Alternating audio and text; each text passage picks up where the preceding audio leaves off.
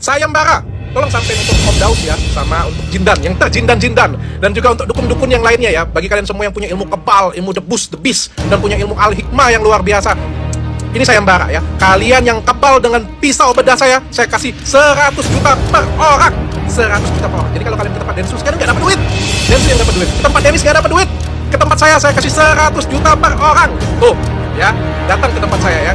Jangan ngomong beda lagi ya. Parang yang gede, yang hitam, yang panjang kayak gitu aja bisa kebal. Apalagi pisau bedah saya itu kecil banget kayak gini. Pasti bisa lah. Jangan ngomong beda lagi ya. Jangan ngomong beda lagi ya. Please, jangan ngomong beda lagi. Saya tungguin ya. Saya tunggu. Assalamualaikum warahmatullahi wabarakatuh. Berjumpa lagi di channel Praktisi Viral.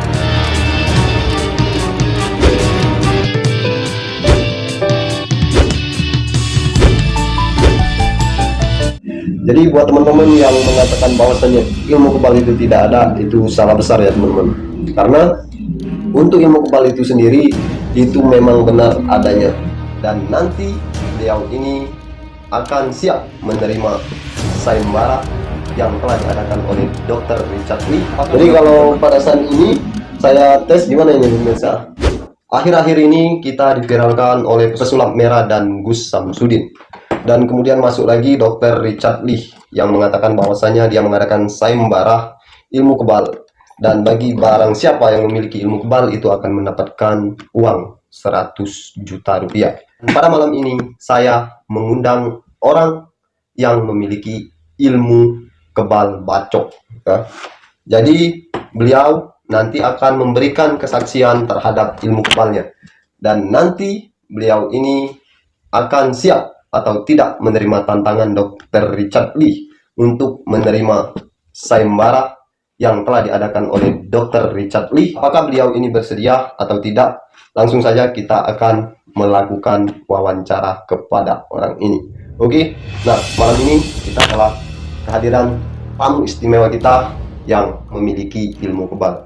Seperti apa cerita lengkapnya dan seperti apa ilmu kebal yang dia miliki, langsung saja kita tanya jawab dengan orangnya langsung. Oke, mari kita hadirkan orangnya. Ini dia. Oke, selamat malam. Malam. Nah, malam ini saya berbicara dengan siapa namanya? Kiki. Kiki. Oke, Kiki. Untuk saat ini umur Kiki berapa tahun? Baru 24 tahun. 24 tahun. 24 tahun dan sekarang tinggal di mana?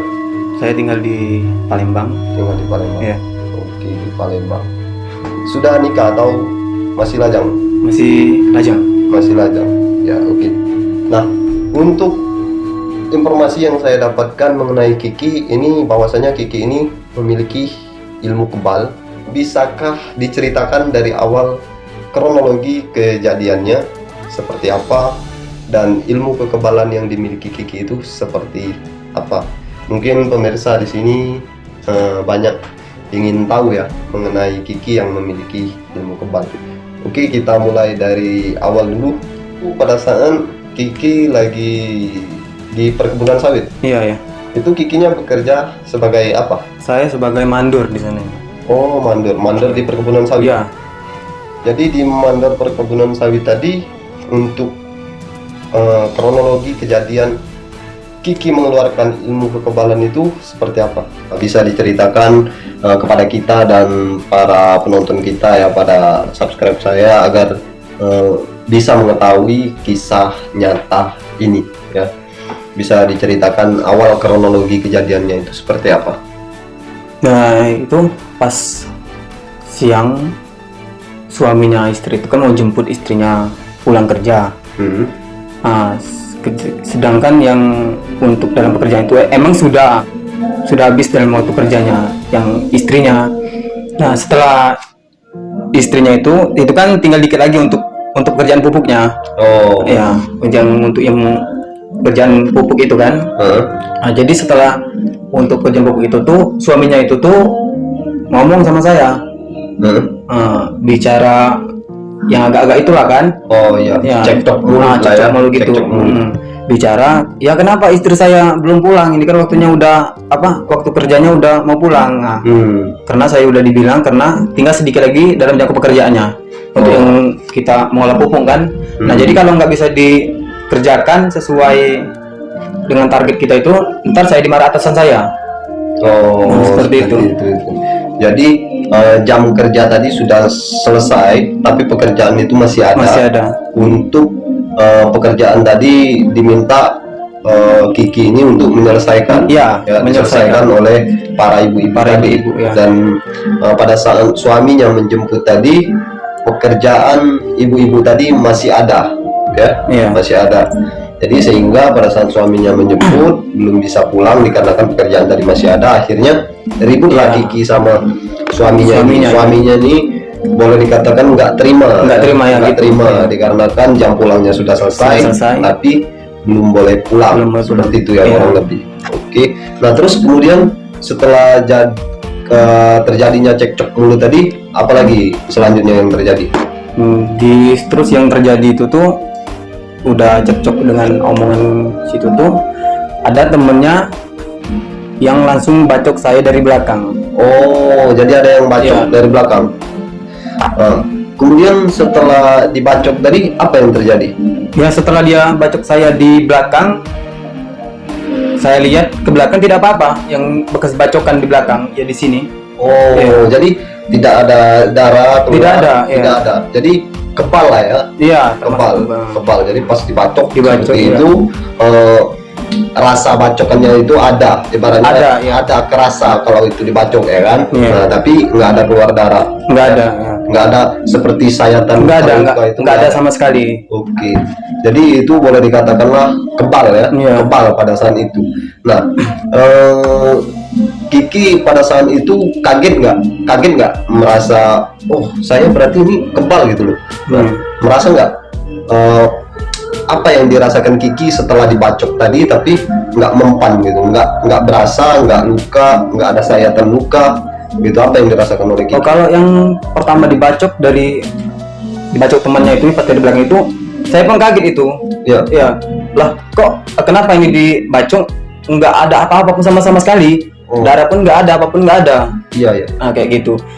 Terus saya dibacok, saya ambil parang dari pinggang saya, pas pelangkangan itu saya ambil, terus saya kejar orangnya.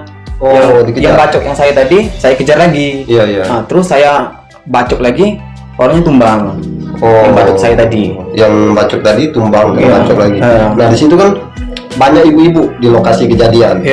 Pastinya histeris. Yang teriak, ibu-ibu itu pastinya histeris.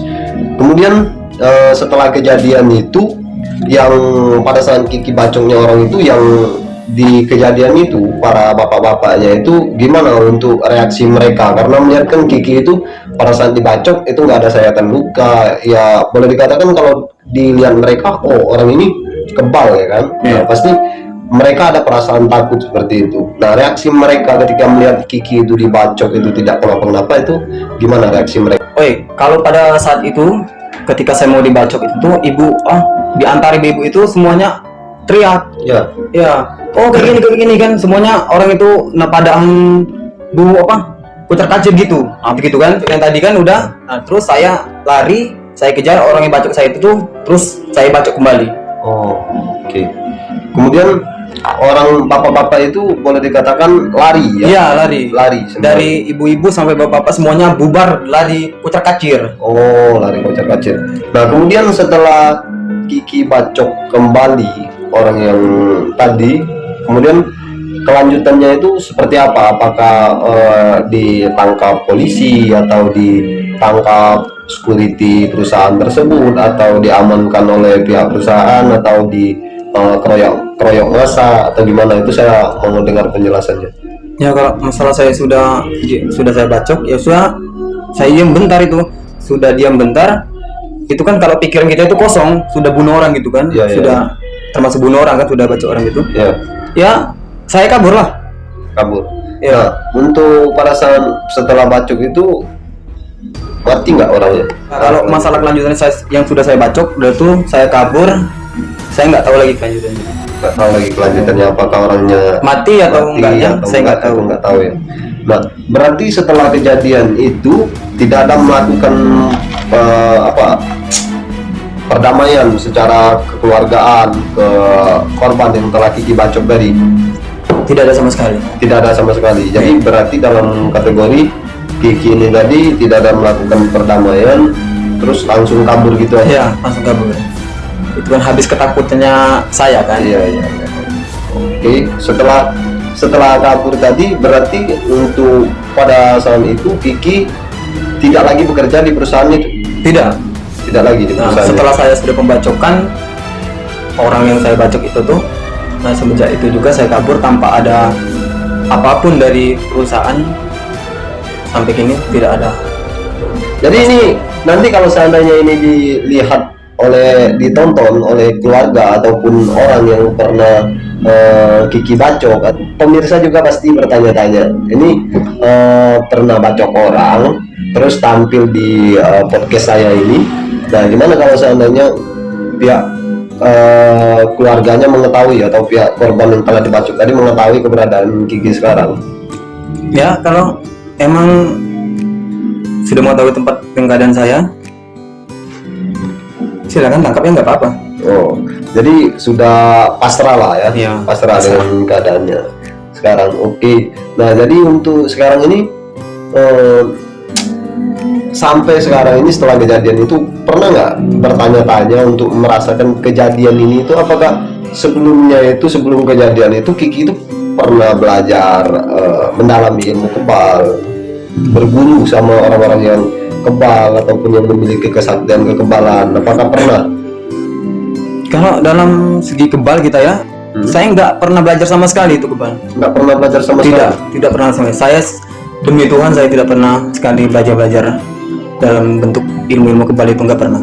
Jadi datang ke dukun itu nggak ada? Tidak pernah sekali. Nggak ada. Terus pakai jimat?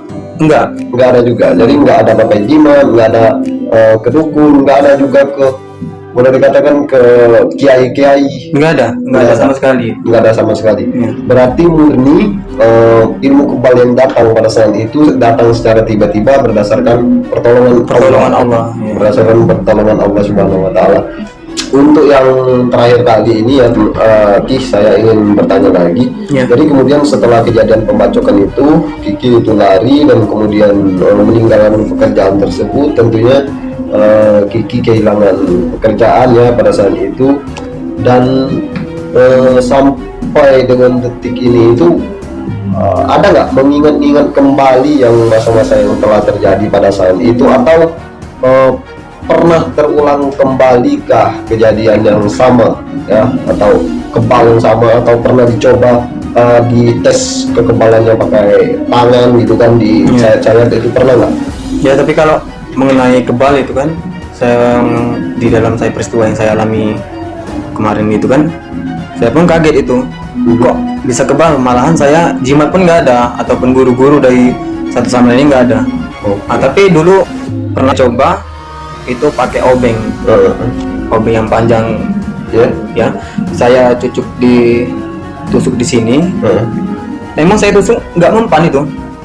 Iya, di sini. Jadi pernah dicoba, tapi kalau pakai parang? Kalau pakai parang nggak pernah. Kalau pakai parang nggak pernah dicoba ya? Iya.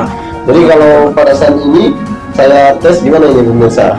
Kalau pada saat ini kita tes, berani nggak? Ini kan kalau kemarin itu datangnya mungkin atas kehendak Allah ya. Nah, jadi Kikinya nggak merasa ilmu kebal. Jadi kalau di kesempatan kali ini kalau kita tes itu kira-kira ada keberanian nggak? Aduh, kalau masalah untuk dites itu tuh sanggup nggak sanggup lah. Sanggup nggak sanggup? Iya, karena yang di posisi yang kemarin yang pernah terjadi itu mungkin kehendak Allah yang bantu saya. Kalau di dalam posisi kayak gini, saya nggak tahu juga. Ya, ntar kita coba, ntar kita pakai pisau ataupun pakai apa kan? Iya. Takutnya ini ya kan jebol ya kan? Kayak jebol. Kayak kejadian kemarin yang di podcast Denny Sumagu itu ya kan? Oke lah. Jadi pada intinya real ya, ilmu kebal pada saat itu didatangkan oleh Allah Subhanahu Wa Taala yang ingin menolong hambanya dalam keadaan terdesak ya teman-teman. Jadi murni ya, tidak ada belajar ilmu kebal dan tidak ada mengamalkan ilmu kebal dan tidak ada jimat, dan untuk dalam keluarganya pun nggak ada yang memiliki ilmu kebal gitu kan, seperti kata orang itu turun temurun dari keturunan itu, ada nggak? Itu nggak ada sama sekali.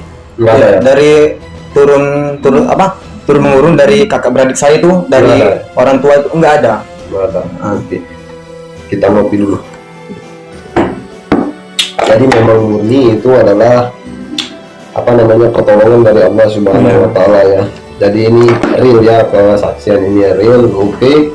Dan terima kasih kepada Kiki ya yang telah memberikan edukasi kepada kita semua, sehingga para subscriber saya dan saya sendiri mendengarkan langsung cerita dari orang yang pernah mengalami kekebalan secara tiba-tiba, itu berdasarkan pertolongan dari Allah Subhanahu wa taala, karena dalam keadaan terdesak ya teman-teman, bukan ilmu yang diamalkan, bukan jimat yang dimiliki atau hal lainnya, karena itu murni, itu adalah kekebalan dari Allah Subhanahu wa taala. Jadi teman-teman sudah sangat jelas ya teman-teman, bahwa ilmu kebal itu memang ada, tapi ilmu kebal itu tidak bisa dipertontonkan, karena ilmu kebal itu bisa datang pada saat kita terdesak, dan itu atas kehendak Allah. Jika Allah tidak berkehendak, maka bisa tumbang juga kita ya kan. Oke, nah kita akhiri dulu podcast kita pada malam hari ini ya, pada hari ini. Terima kasih untuk Kiki yang telah memberikan cerita yang sehingga mampu membuat kita teredukasi dengan cerita-cerita yang telah diberikan oleh Kiki berdasarkan pengalaman yang telah ia alami ya teman-teman. Nah, oke teman-teman, terima kasih telah menonton video ini. Kita pamit dulu ya teman-teman. Jangan lupa teman-teman di like channel ini, komen dan subscribe ya, dan jangan lupa juga untuk di share ke teman-temannya dan sosial media lainnya, agar teman-teman yang lainnya teredukasi dengan video ini. Oke, kami akhiri podcast ini dengan assalamualaikum warahmatullahi wabarakatuh.